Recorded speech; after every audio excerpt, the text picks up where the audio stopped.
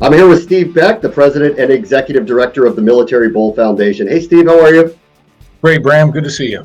You've been with the Bowl since its inception, 2008. I know it's a weird year, but can you talk about how things have grown since then? Yeah, we've really been very fortunate, except for this year, over the years. I mean, we started, first game was Navy and Wake Forest at RFK Stadium in Washington, D.C. Had a great crowd, a lot of great enthusiasm. And then things evolved over the years. I mean, we brought in Northrop Grumman as a title sponsor about 10 years ago. And then we moved to the Navy Marine Corps Memorial Stadium.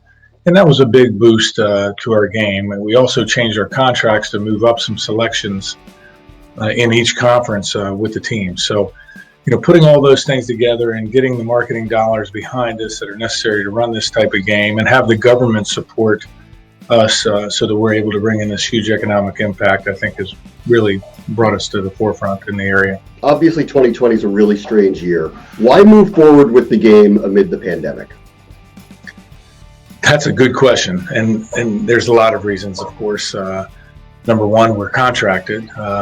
We could get out of that with our force majeure clause. But it's become a tradition in the Washington, D.C. area. There are teams from the ACC and the American Conference that want to play in bowl games.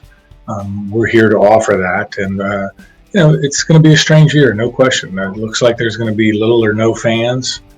It's really unfortunate, but we want to still try and provide these players, the opportunity to play in a bowl game.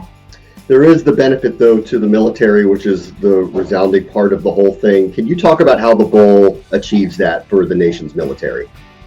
Yeah, that's our primary goal, is to honor those men and women who serve our nation so valiantly. It's really our pleasure to do what we do, and that's going to be a little bit different. Usually we're providing 1,000 to 3,000 tickets for military personnel and their families to attend the game. Well, that's not going to happen.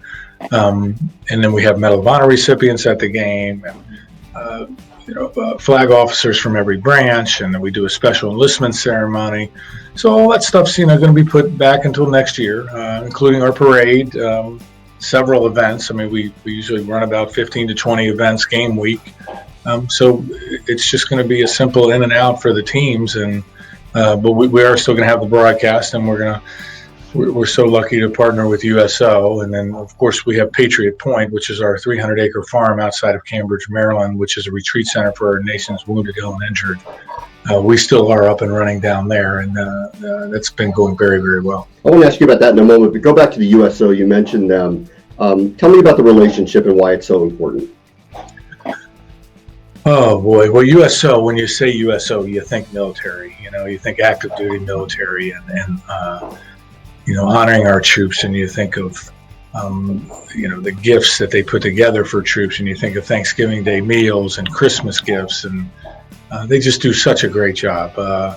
And we're very fortunate to be involved with them, and they've helped us tremendously over the years, whether they provide the anthem singer or a conduit to the Pentagon for different things that we need for flyovers and for VIP attendance, and that sort of thing. So they're really a great partner with us. And over the years, it's been 10 years, we've provided over $1 million to USO. So hopefully that's helped them in their mission.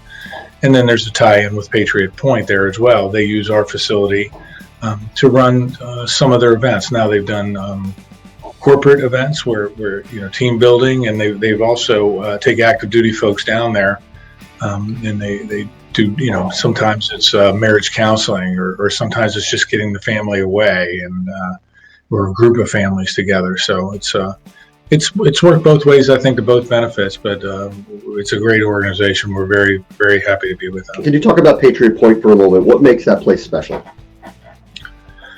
Well, it's just the minute you walk in, we put this new entrance monument in, a gate, and the minute that gate opens, I mean, it's just a different part of the world. It's hard to explain unless you've been there. I mean, the website has some great video and footage, but there's nothing like actually being there. And what makes it so special, I was just down there a couple days ago. We had 8 wounded warriors down there, took them on a duck hunt, and I was down there with one of our donors, and just hanging out with the guys and watching them interact with each other. It's really special. The one gentleman there, was in a coma for 2 weeks. I mean, he didn't talk at all the first day. Second day, he's opening up and talking about all kind of stuff, and just the camaraderie of those people together. We just sit back and make them food and take care of them. But it really is a special place. If people want to get involved, how could they do so with Patriot Point? Well, like any charity, we need money. We still have a long list of things to do, and it seems like things come up every other day. We did just finish phase 2 construction of our main house, and like I mentioned, we put in this entrance gate, but we still need to build a pole barn and fix this pond, and it just goes on and on. So money, of course, is vital to us. But the second way is to volunteer. I mean, we have a group of volunteers down there. Last week, again, we had 4 guys down there just volunteering. They were taking down about 5 or 6 huge pine trees. So we're putting in a new entrance where it's going to be lined with oak trees that were all donated by Rupert Landscaping. And these guys, retired firemen, I mean, down there working all day, cutting down these trees. I mean, the pile was just huge. You wouldn't believe how much came from these trees, but it was really, that's a great area that, our volunteer coordinator, Mike Mattingly, handles all that for us. And there's constant projects that we're doing down there that require volunteers. All right, Steve, one promise. Let's do this in person in 2021. How about that? That would be great. I look forward to it. Thank you, Steve.